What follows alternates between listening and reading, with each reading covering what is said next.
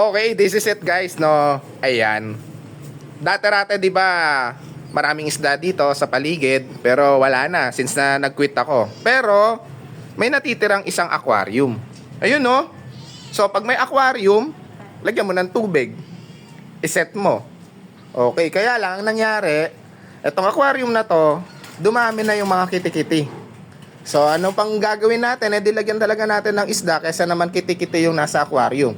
So, since na bumalik tayo ulit sa fish keeping and then mag-start tayo sa isang perasong isda, flower horn yung na pili kong alagaan. Okay? Uli, no?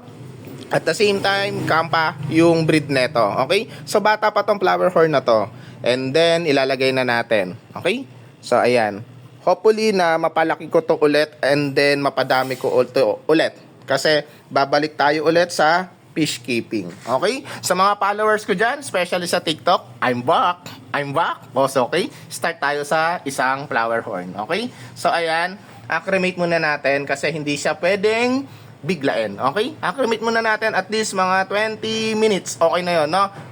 Then, abangan nyo kung ano yung mangyayari sa kanya. So, ayan. Yan lang, no? Yan lang muna, no? Guys, thank you for watching.